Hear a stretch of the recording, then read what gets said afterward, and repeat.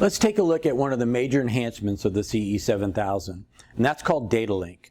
Now, Datalink allows us to locate the cutter in a separate location, maybe a different room, or have it untethered from the computer totally and cut with a cut file loaded onto a thumb drive. So the way we do that is to go into the Datalink menu and set that up. So I'm going to hit Main Menu, and down in the bottom right is an option called Link, and that's the right arrow. And that brings us to the Datalink menu. The first thing we need to do is tell it the destination, and that's where to look for the data. So I'm going to hit 1 to set that destination, and we have 3 choices. We have a USB drive, we have a USB server, or we have a LAN, and that's if your cutter's set up on Ethernet. First thing we're going to do is look at the USB drive. So I'm going to hit 1 for USB drive, and then enter, and then go back out to the main menu. Now I'm going to insert my USB thumb drive into the side of my cutter, and I'll show you from image print how we get that cut file onto the thumb drive, but for now we're going to assume that that job file's there, and we're going to go ahead and cut with it. So again, I'm going to hit Main Menu, I'm going to go to the Datalink menu, and now hit 2 for Data File. And that's going to show me a list of all the data files that's on my thumb drive.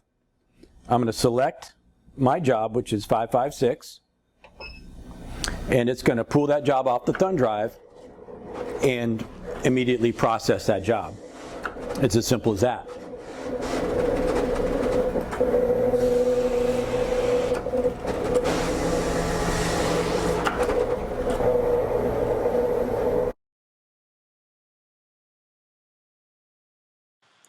Let's take a look at how you actually copy a job onto a USB thumb drive for remote cutting on the GraphTech cutter. In Spool Face, we want to locate the job, and we're going to do a right mouse click on it, and we'll choose Save Cutted Out Job to a USB drive. Now the USB drive needs to be formatted to a FAT32 to be compatible with the GraphTech, and we also want to give it a name. Here we see mine cut drive, and I'm going to say Done, and the job's going to be copied to that drive. Now over here in the log, you'll see at the very bottom it says Found Cutted Out License, and right above it I have an error where it didn't find the license. So the dongle needs to be inserted, and it needs to be licensed in order for this function to continue. Now once that job is on the drive, we can take that drive over to the GraphTech, plug it in, and follow the remaining steps in the video.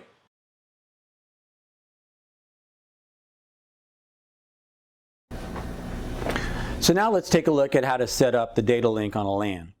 So again, Main Menu, and we're going to go to the Datalink menu, Destination, and we're going to choose 3 for Server LAN, and we'll hit Enter, and that's going to set up the cutter looking over the network for a Datalink signal, which is going to be activated from the image print spooler. So back on image print in the spooler, what we're going to do is there's a little barcode icon, and we're going to choose that icon. And in that icon, it's going to ask us for the IP address of the cutter. We're going to enter that IP address, and that's going to start Datalink actually looking out there for a request from the cutter. So to initiate the barcode cut, we're going to hit 3 for barcode cut, and that's going to then scan the barcode in the upper right hand corner of the page. It's going to then go back to the spooler that's over the network, and it's going to pull the job file right from the queue, and that's how it knows which job file to cut.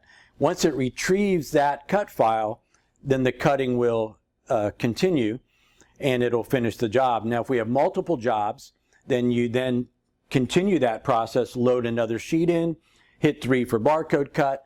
It's going to scan the barcode, go and retrieve the job from the server, and continue to cut. So as long as Datalink is running in spool face, the cutter will continuously look back at the server each time it scans a barcode to pull the correct job out of the spool system to cut. And that's how Datalink works. When we're done with Datalink, we want to quit it from the spooler, and then the cutter goes back into normal operation mode. Now let's go into image print, and I'll show you how to activate Datalink for the various modes we just talked about.